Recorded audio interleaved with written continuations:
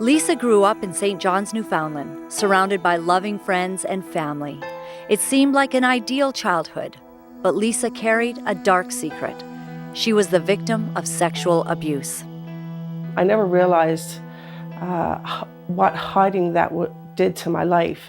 It happened on a regular basis, and I was afraid to tell anybody. Lisa tried to bury the guilt and shame that she felt, but it consumed her and she grew angry. Her anger even destroyed some of her closest relationships. I didn't like who I was, so I acted out in rebellious in a lot of different ways. She was desperate to escape the pain. So at an age when most girls were dating and looking forward to prom, Lisa was on the run. It was myself I was running from. I was running from the pain that I was feeling from the things that were done to me as a young girl, and then ultimately my decisions, the snowball of the decisions that I made affected who I was.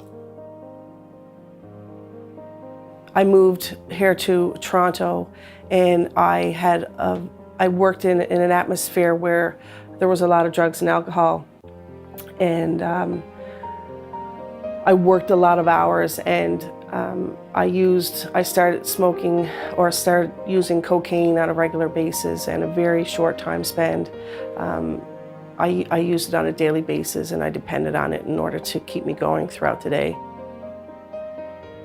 Lisa tried to run from the pain, but it only brought her closer to the inevitable rock bottom.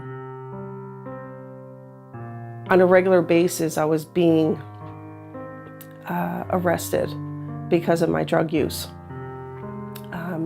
I was going in almost on a weekly basis to get fingerprints and pictures done because I was being caught, and I didn't know who I was anymore.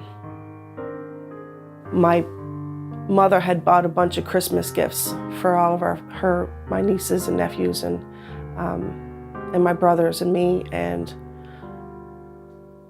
she was gone out, and I sold them. I sold every gift. And I didn't know. The next morning when I woke up, I never knew how I was going to face my day. I didn't know.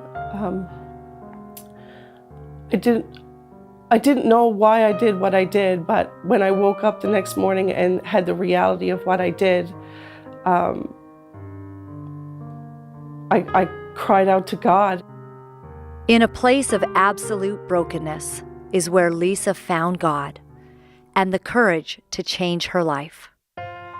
I knew my cousin Tracy had gone to a program called Teen Challenge, and so I picked up the phone and I called that program.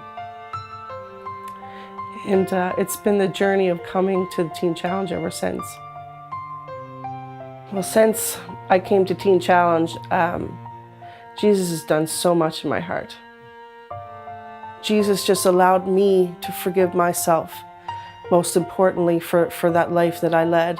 And through freedom from that, I've been able to love others and, and just to inspire hope to others as well, that, that they can forgive themselves, like that they don't have to look at themselves as bad people. We're just hurt and broken people that need a Savior to help us.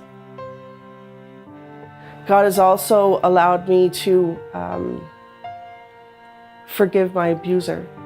I've actually only a couple of months ago had a conversation with him, and there's been total healing and forgiveness in that whole area. And there's nothing freer than to not feel anger or resentment towards somebody. I actually can say that I love that person today, and I look forward to the moment to see him so that I can put my arms around him, because I know hurt people just hurt people. But Jesus has allowed me to overcome all that. Lisa used to believe that she was beyond reach, but with her new relationship with the Lord and with the help of counselors, she soon discovered that no matter where you are or what you've done, healing is possible. If there's a breath left in you, there's hope. because we serve a God that loves us, and He has a plan and a purpose for our life.